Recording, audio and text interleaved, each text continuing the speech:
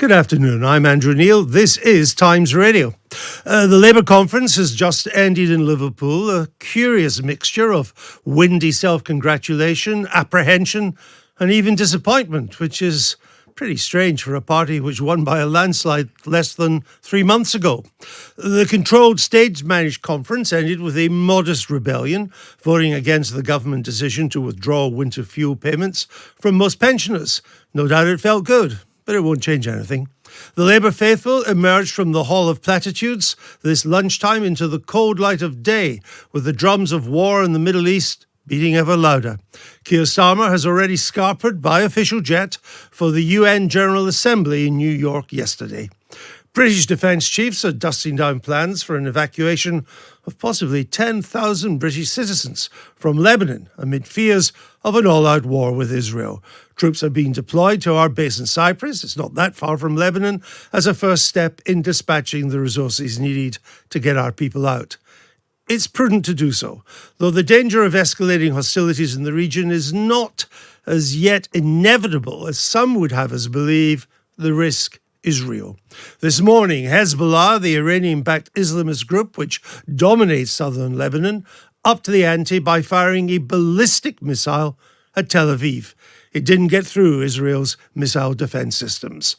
But Hezbollah has thousands more missiles where that one came from, even as Israel has been degrading their rocket sites and missile stocks. Hezbollah has already fired over 8,500 missiles into Israel since the Hamas attack last October the 6th. But this was the first ballistic missile. The fear in Israel is that Hezbollah could now fire enough ballistic missiles to overwhelm its defense shield.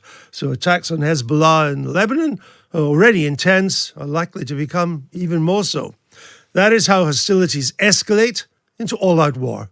I'm still not sure we're there yet. Hezbollah will not move without Iran's approval, and that is not certain and hasn't yet been given. But these are events over which we have no control, contrary to the bluster of some of our politicians who really should be concentrating on getting our people out of harm's way in Lebanon instead of merely showboating on the global stage. This is Andrew Neil on Times Radio. Let's get a sense of what people in the region have been saying. Here's Lieutenant Colonel Peter Lerner of the Israeli Defense Force. He told Times Radio Breakfast about this strategy. I think that there is definitely a shift from the south to the north, which is a result of Hamas's inability to operate as a terrorist organization to launch another 7th of October attack.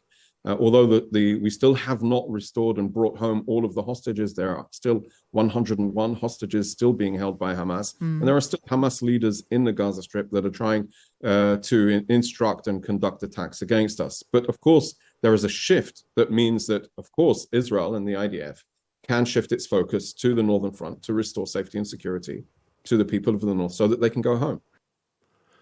Well, that was Israel. Mark Dow is an independent member of the Lebanese parliament. He says his nation is caught in the crossfire. 7,400 attacks have been done across the border with a ratio of 5 being Israeli to 1 being Hezbollah. So the aggressor now is clearly the Israelis, and they are continuing to bombard. In 11 months, 600 people have died in Lebanon. 2 days ago, the Israelis launched airstrikes, close to 1,000 airstrikes on Lebanon, causing close to 600 people dying in 1 day, as much as in 11 months. So we just shifted gear to an all-out war. And I think military action is not the solution at all. Hezbollah and Israel will fight, killing Lebanese left, right, and center. I'm joined now by the former Conservative Defence Secretary Ben Wallace. Welcome to the programme. Thank you. Let's start with British nationals in Lebanon. It's a big story for our country.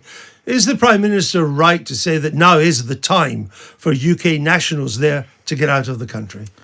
No, I mean, I think he has to make the judgment call, as does the Foreign Office. But I was speaking to someone this morning in Lebanon, someone I've known well, who's lived there for nearly 20 years. And what we have to recognise is that there are parts of Lebanon that will be perfectly safe and stable. So north of the city of Beirut, up the coastline, pretty stable. Areas that aren't Shia Islam or potentially Christian or elsewhere. Those sort of places have lived with instability and indeed conflict for decades, and they are definitely going to be sort of carrying on as best as normal. This is not yet a countrywide, and let's hope it isn't, conflict. This is a embedded Hezbollah who's controlled the south of the country for many years. But one of the biggest challenges we always had in these plans is the airport, the international airport, sits in southern Beirut and is predominantly controlled, or in a region controlled by Hezbollah. So when it comes to evacuation, that's the problem. If you don't need to be there, I think the Foreign Office advice is probably correct. But I don't also think we're going to get to the stage of a sort of all-out war or a ground incursion as we saw in 2006. But if it did come to that, there are, we think, about 10,000 UK nationals in Lebanon. We saw this morning, commercial flights have been running, but they're now drawing down. People are not risking flying planes in there. If they do stop, what military resources would we need to deploy to get our people out?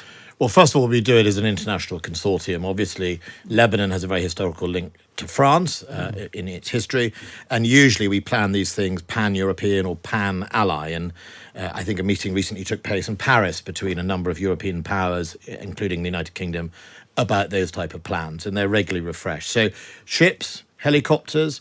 The good news about Cyprus is in helicopter range. You can get there. And we have the base there. And we have the base on RAF Akatiri, and it's a big air base. We used that, last used that for Sudan, the evacuation of Sudan. So that is the plus side. It's well exercised. It's well practiced. In media reports, I read that 2 ships are in the region, a destroyer, but also a Bay-class ship, which is effectively a logistical supply ship, which can land helicopters and take people on and off. So there will be enough forces to do that.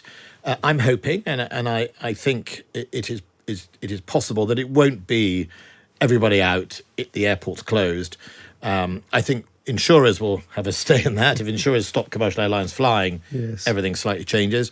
But I think what you'll see is people who don't need to be there will leave. And when you get the figures of 10,000 UK nationals, remember, a lot of them will be dual nationals. So yes, they'll be Lebanese as well. So I think they might not want to come out. They might not want to come out. And, if you live in a part of Lebanon that will be at peace, you probably aren't going to come out. And they may seek other routes as well. You've been highly critical of the Israeli Prime Minister for his conduct of the war in Gaza. Where do you stand on his conduct of the war against Hezbollah? Well, I think it goes to the same question: is what is the political plan, right? So it's perfectly legitimate of Israel to defend itself in self-defense, right? To take action against both Hezbollah, firing hundreds, if not thousands, of rockets into Israel. It is perfectly legitimate to do so, and it's perfectly legitimate to respond to the 7th of October attacks. The question is, I don't see, and I haven't seen, an accompanying political plan from Netanyahu. I mean, Netanyahu is demonstrating the strength of the Israeli military, but ultimately, what are we going to do in the long term to make sure this doesn't happen, or indeed that that attacks stop? And if we look at this particular incursion, this is really, really important. This particular conflict at the moment as it's developing. No one's talking about the Lebanese army at the moment. Now, Lebanon is made up of about 27% Shia, which is obviously the religion of Hezbollah. They're not all Hezbollah. It's also made up of Sunni Muslims, and it's made up of Christians as well. And the Lebanese army is multi-faith, so it's all of those. And they will defend Lebanon, right? They don't want to be stuck where they are at the moment in a vice between effectively supporting Hezbollah or attacking anybody else. But they would be outgunned by Hezbollah. They'd be outgunned by Hezbollah. And secondly, but think about how this plays. If Israel invades, the Lebanese army will defend Lebanon, full stop, the sovereign soil of Lebanon. So they get dragged in to a fight they probably don't want to be in. And this is another broader challenge because everyone's got their hand in the mangle here. The Lebanese army is armed and equipped by the United States and European powers. So suddenly you could potentially have an invasion by Israel, if they did do a ground invasion using US weapons, being defended against by a Lebanese army funded by United States. But if Israel went into southern Lebanon, as it did with mixed results in 2006, If it did that, the Lebanese army wouldn't get involved. That would be an Israeli-Hezbollah conflict. I think you would find the Lebanese army would get involved. I think they would feel they have to get involved to defend Lebanon, because the one thing that unites the three Lebanese parties is they're not keen on Israel in any way. No. And as you heard from that independent MP, they are not. And I think that is a real concern of the Lebanese army at the moment. They don't want to be dragged into it. And of course, Hezbollah probably would like to see them dragged into it. I mean, I suppose Israel would take the position, look, we've reduced Hamas. Hezbollah came to the help of Hamas after the attack on Israel and the Israeli counterattack. We've reduced them. We haven't destroyed them, but we've reduced them effectively to a guerrilla force now. They're so weak they can't even come to the aid of Hezbollah at the moment. We now need to go and sort out this much bigger threat, which is much better armed, it is the single biggest proxy group that Iran has in the Middle East. And we need to sort that out, and then we can look, if we've got these two forces neutralised at our border, then we can look at some plan, some peace. I think, but that's why the question is going to come around about, is there a ground incursion or is it just going to remain as it is? I think what's been very clear from what we've seen in the last few weeks is Israel has been spending huge amounts of time over the last few years drawing up mapping target lists so they can do precision strikes. We saw allegedly the pager attacks, that they can very, very quickly get on top of Hezbollah's capability and ability to do what it does. And if it can do that without having a land incursion, it can avoid dragging in the Lebanese army. It can avoid putting all sorts of problems. It can do some form of containment. And remember, as you say, in 2006, one of the problems was it didn't end very well for Israel.